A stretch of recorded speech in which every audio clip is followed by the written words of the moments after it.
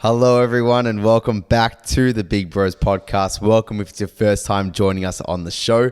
I'm Jeremy. I'm joined by my lovely friend and co-host, Ilan. How are you, mate? Fantastic, my brother. How are you? I'm good. Well, speaking about brothers, today's episode is all about friendships and changing friendships more specifically. As we get older, our friendships change, and this is a hard pill to swallow, especially when you start to feel it happening in your early 20s. Bloody frightening. Imagine you're going to school and you've got this friendship group that you've developed over the course of high school, and now all of a sudden you feel like things are different, things are changing. Why might that be the case? Well, for instance, you're not now bound by a common environment like you were in school. You may be doing your own separate things. You might be working, you might be at uni, you might be doing different things. So then you're really forced to confront what was the reason you two had a friendship in the first place, right? And I think that's a really confronting conversation to have, because you might be like, well, I've never really examined that, right? Like, I was friends with them because we had fun together, but why did we have fun together? Was it the activities we were doing? Was it the conversations we had? What was actually keeping that friendship together? It's true. And in school specifically, at least from a boy's perspective, a lot of our friendships revolve around hobbies, sport, playing sport together. That's one that generates a lot of that friendship. Whether you're playing sport in the same teams, you're generally going to be friends with those people. Or if you weren't into sports and maybe you were stuck in the computer lab playing computer games and things like that, Minecraft, even what was the not Space Invaders, Sky Roads. That's a throwback. I don't know if you remember Sky Roads, Icy Towers.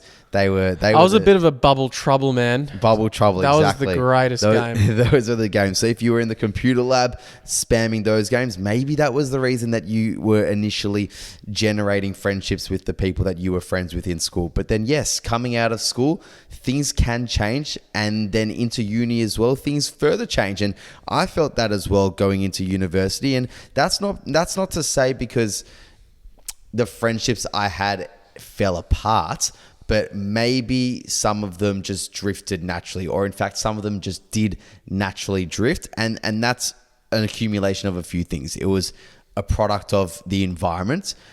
Either they weren't in a familiar environment, a similar environment to what I was in. Some friends of mine moved away interstate or overseas, so you naturally don't keep up as much communication, or your schedules might not align, and the things that you're doing now aren't really as similar as what they were before. Maybe some of them are still playing sport. Maybe you're not playing sport. So it's more so those environments that you once had that pulled you together aren't anymore. And that's what I certainly started to feel like, more so when I transitioned into university. It's true. And they've done like graphs of who you spend the most time with in the course of your lifespan. So the time you spend with friends actually peaks end of high school, like ages of 18, 19, 20. And then there's a steady decline outwards, or steady decline down. And then you get married, you have kids, you have a family. And obviously that time spent with friends becomes almost obsolete. It doesn't really happen. And fair enough. Well, then with that point, you see that, think about like maybe your parents, and I know with my parents as well, a lot of their friends end up then becoming, they make friends from when they then had kids. So those friends being the parents of the kids that I grew up with. Well, what would make more sense? Let's say I just had a newborn with my partner. Am I better off having more time spent with a mate? I'm not saying this has happened to me, but would it make more sense for me to spend time with the mate who's still partying and drinking every weekend and, doesn't have a child, doesn't have a family? Or would it make more sense for me to spend time with the person who might be in a similar life position to me, might also have a child, might also be waiting on having a child, can't really spend their Saturday nights partying, right? So you have to make those judgment calls. And I think that's a really extreme example, but in your early to mid 20s, you start noticing that you start treating your friendships in the same way that you treat the dating process. And what I mean by that is, yes, you don't have coitus with your friends, but what I do mean is that you have to be selective on who you want to spend time with and why, right? Why do I want to spend time with this person on a Tuesday night when I have an hour to do something else? Well, maybe because I enjoy the discussions we have. Maybe we've got similar values. And I've noticed that as well, is like, I'm more happy to spend time with the people now who I feel have a similar value system to me. And that's us as humans. We just want to do that. We want to spend time with people that have a similar worldview to us, because that gives us a sense of community. It gives us a sense of belonging.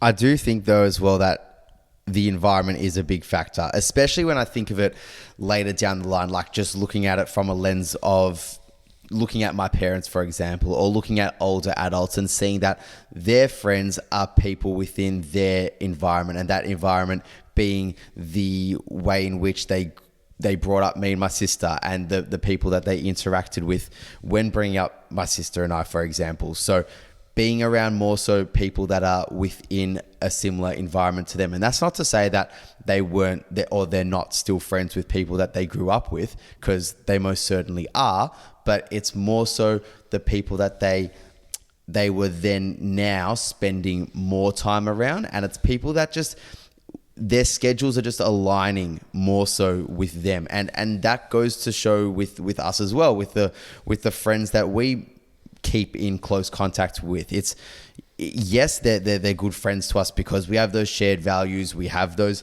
shared interests, hobbies, etc.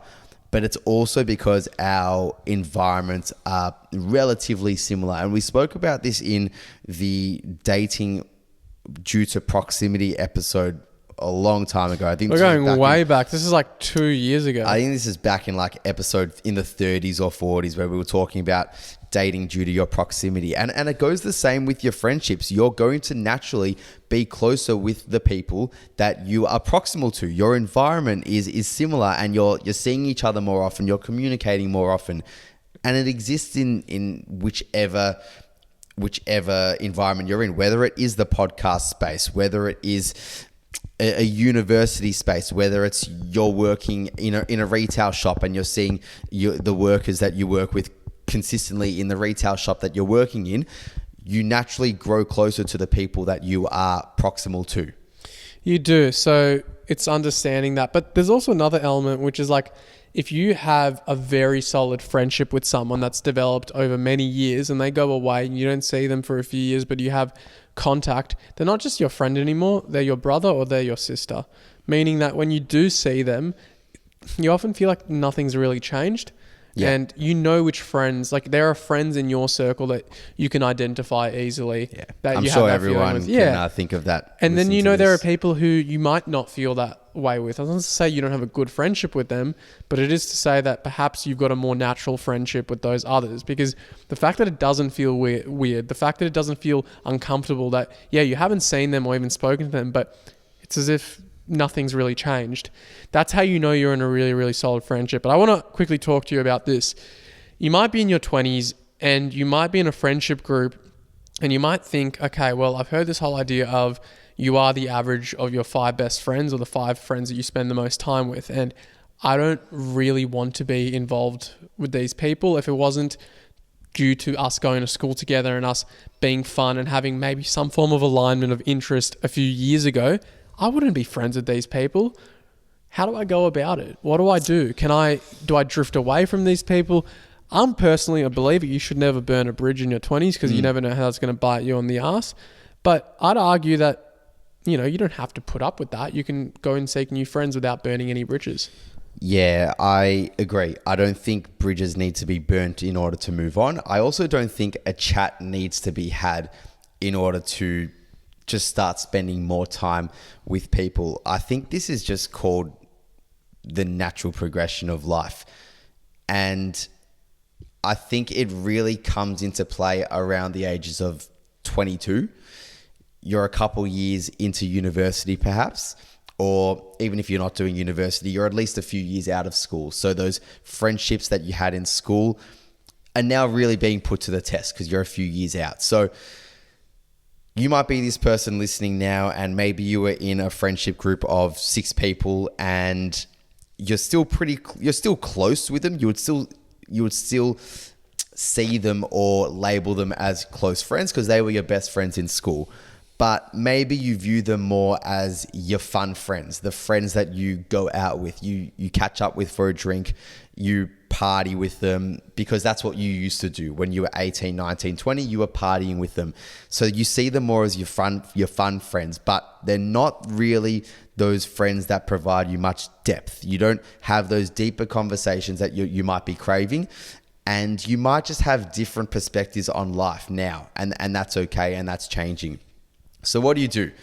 You know that you always have a good time with them when you go out and you can reminisce and joke about the past, but you don't truthfully see them as being longevity type of friends that can make you grow into a more mature person that you do want to become and aspire to become. So what do? I don't think you need to actually sit down and have a conversation and say, look, I don't see you as a long-term friend. I maybe just see you as a friend that we can enjoy a drink with here and there. I don't think that needs to be had. I think completely agree. I think it's way too serious. You're not breaking up with them. No, I think that's a bit too serious. I think that's a bit too formal. If they are a friend that is actually being a very negative influence on you and they're encouraging behavior that you absolutely do not align with, that's when you can have a bit more of a serious conversation and say, I don't agree with that. You do you, I'll do me. We might need to go our separate ways right now.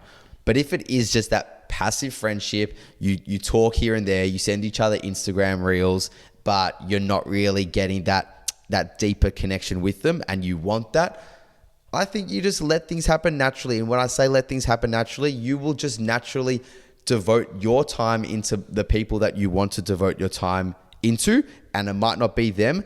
And they might just naturally get the gist of that as well. They will soon see and understand that you just haven't really been catching up as much as what you might have in the past.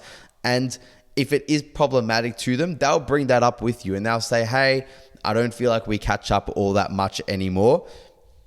Is there something within that, or am I reading into it? And then that's maybe when you can say, you know what? It's nothing against you. I've just been doing X, Y, and Z, and be truthful, because I think lying is never the way to go about it. I will just be truthful and say, I've just been seeing a few people here and there, and this is what we've been doing. More than happy to catch up with you as well. And you can still keep up that friendship. It's not burning that bridge, but you don't need to just be making that effort as much as what you used to. And look, we're all human. And when I say we're all human, I say we're not idiots. Like, they will pick up on your vibe. They will pick up that you aren't really devoting as much time into them as what you did previously. And that's okay. And they'll come to accept that. And if they don't accept that, that's when you can have further words. But why would you naturally want to keep seeing someone that isn't putting in that devotion to seeing you? We're human. We pick up on these things, and that's where life takes its natural progression. But it is hard, right? It's very difficult. But hey, on a different note, how do you manage that friend who you may have become friends with recently, but now they're really, really clingy and they're trying to see you consistently, and you don't want to be rude to them because you do enjoy their friendship, but they're just a little bit intense. How do you go about that? Yeah, well, this is where it's hard if you aren't a clingy person and they are a clingy person, because if you're both two clingy people, then you'll probably get on like a house on fire. And some people crave that friendship where they have like their one ride or die type of person, and that's all they want, and they're happy with that. So to those people that do crave that, that's fine. But in this situation that you've mentioned, say one person is clingy and you're not really that clingy person, but they're really latching onto you. That's where a little bit of honesty needs to come into the conversation. You need to say, I really like you. I really like you as a friend. This is what I see for myself in terms of my schedule, in terms of how I manage my friendships. I can't devote maybe this amount of time to you that you might expect of me. If that's okay, great. If not, maybe we're not so suited to each other. I think most of the time hints will get your message through. And I think, but what is a hint there? A hint is, sorry, mate, I'm completely busy over the next couple of weeks. I'm not really seeing too many people. I've got to sort out a bit of stuff. But then they say, oh, but you're avoiding me, or you're being rude to me. What do you say then? No, and you say, oh, what makes you say that? What makes you say that I'm being rude to you? Right? best thing I ever learned in psychology is you ask a question with a question. So you've got to learn that skill of being able to figure out what's happening for them. Because maybe then you are a good friend and ask them, why do you feel the need to consistently see me every day? Is there anything going on for you? Is there something that you're trying to distract yourself from? Are you really uncomfortable with being on your own? Oh, Now, that you're not. Are you? no, really of course not. But No. depends. Well, it depends, right? Depends what kind of friendship you've got with this person. But I suppose you're not their therapist at the same No. time. But what you are is someone who can assert their own needs and boundaries and say, look, truthfully, even my best mates, like you might not say this, but like if you're not even seeing your best mates more than once a week, then who is this person who you just became friends with a few months ago? Who are they to expect that you're going to drop everything for them? I mean, also it's like, as you get older throughout your 20s, you'll notice that you'll have to be more intentional with when you see your friends. You just won't have as much time. It's like prioritization, what we spoke about a couple of weeks ago. I mean, you're going to be in full-time work, ideally after you finish uni, and you'll be working Monday to Friday, most realistically. So what happens? You finish your 9 to 5, you probably want to get home, do some exercise, maybe see your girlfriend, maybe just chill out. And what if you're playing also sport? That's twice a week. You've got some sort of training or you're doing some exercise. That's not enough time to dedicate to something else. And then the weekend rolls around and maybe you do have friends that you want to catch up with and they're actually your homies. So why would you want to sacrifice that for someone else who you just became close with a few months ago? Unless there's turmoil in your current friendship group and perhaps they're not serving you. And I don't mean serving you in the sense that they're your butlers, but they're just not the same. They're not the people you see yourself hanging out with in 5 years.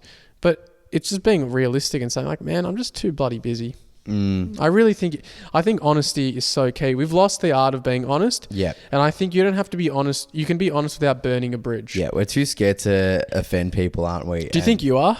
Nah, I'm not anymore. Do you feel like that's something you used to be. struggled with? So, and now you're at the point where you could tell someone like, mate, I'll be honest with you. Oh God, yeah. I used to grapple with how to respond to a certain text message for a while in terms of if someone was asking me to catch up and I wasn't keen, or if they kept coming back with the messages and I still wasn't keen, and trying to word it in a way that would, I wasn't lying, I was being honest, but I was really trying so hard to not offend them as well. And it used to give me anxiety in working out how to go about messaging and respond in a way that wouldn't hopefully cause a negative outlook onto me, because that's what you fear. Well, that's what I feared. I feared being perceived as someone that was nasty, just for saying no, and that's where that whole people pleasing tendency came into me at a younger age that I've often spoken about on here. But I don't feel like I am that anymore, and I grew out of that. And I think just getting older naturally and having a lot of other priorities, you don't feel as guilty to say no anymore. And it's not saying no in a rude way. It's just literally just like you said before, just saying, sorry, mate, I'm busy. And if you do want to offer to see them, you absolutely will. But if you don't want to see them, chances are you probably won't offer it. So they will get the point eventually. And that might be tough to swallow at first, maybe for that person, because I've been in that position the other way around, where maybe I'm reaching out to someone that I've wanted to catch up with and they are saying no to me and they haven't offered that other time. And that can hurt at first because you feel a bit rejected. Top 5 canon male events. It is a top 5 canon male event, isn't it? But it's just another way of realizing, okay, well, if this person isn't prioritizing me or putting in as much effort to see me, why would I do the same? I'm not going to chase them. A friendship is a mutual agreement. It's a two-way street as to you putting in effort with me and me putting in effort with you. And you just simply don't have time to do that with the 20 mates that you might have had in school as you get older. And that's where you become more selective with who you devote your time with. And that's fine. People are scared to say that. People are scared to admit that they might not actually want to be looking to create more friends, but rather they're more so happy to eliminate some of the friendships that aren't really serving them anymore. And I think that is a completely fair thing to say. rather than trying to be on the other side and boost up your friendships, but you're not actually having that quality time amongst all of them. I actually had this conversation with my girlfriend. I feel like it's going to sound like a bloody privileged thing to say, and I don't mean it in this way, but I genuinely feel like I've got enough friends in the sense that I don't need to seek more good quality friendships. Like I'm definitely an extrovert by nature. So I love meeting new people. I love getting to speak to new people, but like my tight circle, that's evolved in the last, however long, 10, 15 years since I was a child. I don't need that to really change. I'm really comfortable with where it's at now. And it's just like when people say that they might be single and they don't need a girlfriend, but they're open to it. They might want one, and they would be open to it if it happens naturally. And I feel like the same goes for a friendship. You've got your tight circle of friends that you're very content and happy with. It's not to say that you don't want any more friends in the future. But more so, you're open to it happening naturally, not trying to manufacture friendships. And I also want to be intentional with the friends I make. Right? Yes. Like I'd love to be friends with people who are interested in similar things to me, right? And that's the natural progression of a friendship. Exactly. Isn't it? And that's not something it's one of those things you don't even think about. Guys become friends. It's so easy for men to become friends with one another. And I probably don't have enough empathy for women, because I think it's much harder for a girl to become friends. I think making friends as a girl is way harder than it is for a guy. For two guys, you're at the pub, mate. Yeah, I reckon that play should have been dropped last week. Yeah, me too. What do you think? Is he going to get the sack this week? Oh, look, potentially. Oh, I still think that we're a play for finals. Yeah, look, I put a multi on this guy, and suddenly you're best mates with this person. On the contrary, though, I've heard stories, and I know of my sister sharing with me about friendships that can just happen for girls just naturally in unlikely environments, like they are fixing up their makeup in the bathroom and they compliment on each other's looks, and all of a sudden they become friends. Yeah, so friendships can happen quite easily, I guess, for both. I think it's easier for men, though, than it is for women. I really, really do believe that. Just from life experience, it seems that way as well. But with that being said, I think there's a common theme. No friendship should be manufactured, ever. And I think I know you said before, if you're two clingy friends, you'll get on like a house on fire. It might break though eventually. It might break, and what you find with those friendships is you're bloody intense for the first month or two, and then something happens, there's a rift, they don't talk for 3-4 months, and then they're best mates again, right? And that's not an uncommon pattern that you would see. So I don't necessarily believe that you should ever be clingy with anyone. Like you sometimes you got to it's called the pub test or some sort of litmus test. Like, am I being overly clingy with this person, right? And I sometimes think it's an intuitive thing. You figure it out, but that is a surefire way of deterring more people, because it's a bit of a turn off, like it is in a relationship if someone's clingy. Because what does it mean? If someone's really, really clingy to you, does it mean like, I hold the keys to their happiness, to their fulfillment? Can't they spend time on their own? What's so uncomfortable? Do they not have anything else going on for them? Right? Like, why am I so important to them? And I think that train of thought comes into play when that intense period dies down, like you said. Because, everything's great initially, and you can almost think of it like the honeymoon stage of a new relationship, where maybe that new relationship is built off a lot of lust and initial attraction, but not so much compatibility. It's built off a lot of chemistry at the start, but not so much compatibility. And you're seeing each other constantly. You're wanting to be in each other's pockets all the time, but then something comes up. You've got a commitment to attend to. Maybe you've got more time at work that needs to be spent, or you've got a trip somewhere with a different group of friends, or you've got a birthday to go to that they're not invited to, and maybe they've asked you for a +1, but you're not going to give that +1 because it's not the vibe for that scenario. It could be any reason, but there's always going to be something, and we've seen it time and time again. We see it in the people that we associate ourselves with.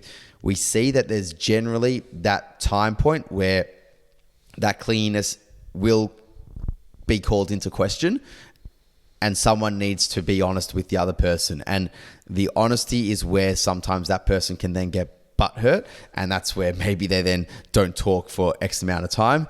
The other person reaches out to them and says, sorry, let's try again.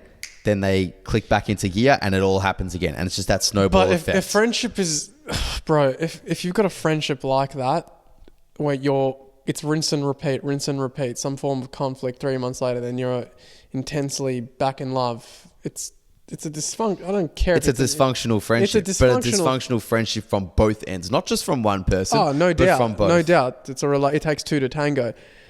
But I just think those are such a waste of time. The best friends I've got, of course I've had little, hiccups along the way. Every relationship does, but it's never full of arguments where we don't talk for a month. It's always like you just patch it up on the go, right? Yeah. It's not even a second thought. So that's why it's like, if you are in a friendship like that is draining your energy as well, you got to ask yourself, is the good outweighing the bad, right?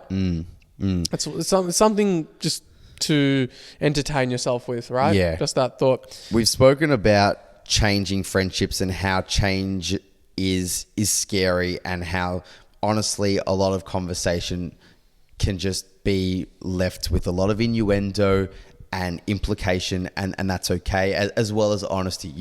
The examples of saying you're busy but maybe not necessarily offering to see them again, or something like that. Just picking up on hints, implications, and being honest with what happens to spark that change in friendships. What about the other side, where maybe you don't really have many mates and you actually would really like to blossom and try to manufacture some friends because you actually don't have as many as maybe you would like? What do you do? There isn't a cookie cutter approach, but one of the best things you can do to increase your chances is by figuring out the stuff that you like doing, going to the places where you can do those things, and doing that on a consistent enough basis that you increase your chances of running into other people who enjoy the same things as you. Because every activity that you do is some form of value judgment. If you value going to the gym and exercising and going to F45, you value suboptimal fitness routines, but you also value your physical health at the same time, right? So you're going to see other like-minded people there. It's like you've got little communities within each group. So hence why run clubs are so great. Run clubs are great. Jiu-jitsu is fantastic as well. Jiu-jitsu is like the banter, the community, the sense of belonging. It's one of the best environments for sport or exercise, is one where people come and you're happy to have a chat before, during, and after. And friendships there aren't manufactured. They just happen naturally because you're not going there to necessarily make more new friends. So the pressure's off a lot of the time, right? True. You're doing something for yourself, which is always an attractive quality regardless. So then someone looks at that and is subconsciously thinking, oh, they're taking care of themselves. They like the same thing I like. So chances are they're probably a cool guy or girl. Let me see if I can talk to them. What else do they value? Because if they like this, maybe they're reliable. Maybe they are an interesting person. Maybe if they like this, that means they're a cool person. Does that mean that there's other things they like that I might like? And bam, there's a conversation. So it's not being a hermit at home. It's actually exposing yourself, right? In the same way, if you wanted to try and meet your partner, it's not necessarily getting out on dating apps, but it's going to places where you'd want to meet your partner. What would be a good love story? What would be a good friendship story? You can actually entertain that idea in the back of your head. What would be a good story where this friendship or relationship evolved? And usually we might gravitate towards a response where it's an activity that we love doing. I think that's an underrated point about taking the pressure away from trying to manufacture a friendship or relationship, because you're just actually in the midst of doing whatever that activity or hobby is. It's not like you're going to a speed dating friendship in the park type of get together thing where you're forced to make conversation. It's not like someone's created like a picnic event where there's not much to do other than talk, because that feels a little bit more manufactured. It feels like you're trying to fish for interests rather than like you said, just going to an environment where you're doing a hobby. If you like reading books and another person likes reading books, bang, read those books together and talk about it in a book club. And there you go. You've got that interest already. You're not even thinking about becoming friends with the person. You're just sharing that interest. And guess what? If you do meet someone that you click with, chances are it might be like, oh, let's hang somewhere else. Oh, I want to introduce you to someone else. And maybe you're then introduced to another person. Let's go get lunch after. Correct. Let's go to get a coffee. Correct. And there you go. And then maybe you develop a new relationship. So the key to all of this is putting yourself in situations, right? Nothing's going to change if if you just stay at home and whimper and say, I've got no friends. My heart goes out to you. That's bloody difficult. That's really, really sad. And I hope things get better for you, but things will only get better for you when you make and take a little bit of initiative. And that might mean not getting that friendship right away. That might mean having to do these activities because you purely need to and enjoy them. And honestly, enduring a bit of that lonely chapter. But sooner or rather than later, if you keep putting yourself out there, assuming you're a good-hearted individual, people are going to want to get to know you. Here's one thing I'm actually really want to kind of emphasize. We're humans. We thrive on social connection. We need connection, right? So I'm here and I'm telling you, I've got enough close friends in my social group. That doesn't mean I don't want connection with other people. That doesn't mean I don't want to talk to others and get to know about them and just create a sense of this idea within me that, yeah, I can speak to other people. I can get to know them. We as humans crave that. And even if you think, oh, no one wants to be friends with me, stop telling yourself that internal narrative. It becomes a self-fulfilling prophecy. If you start telling yourself, yeah, I might be someone worth someone else's time. I might be someone that others might want to be friends with. That's fantastic because guess what? There will always be someone who would want to be friends with you. And you don't need 10 best friends. You don't even need one best friend, but you just need some sort of community around you. And the best thing to do is by just putting yourself out there. It's not staying at home and crying about how you have no friends. It's about changing that internal narrative. And that's where it starts, like you said. It starts with that internal narrative. And where people say that they need to love themselves before loving others, that's the true meaning of it. If you just tell yourself, why would anyone want to be friends with me? I'm worthless. I'm not worthy of those friends. Well, you've just told yourself that narrative. And why would anyone want to be around that energy?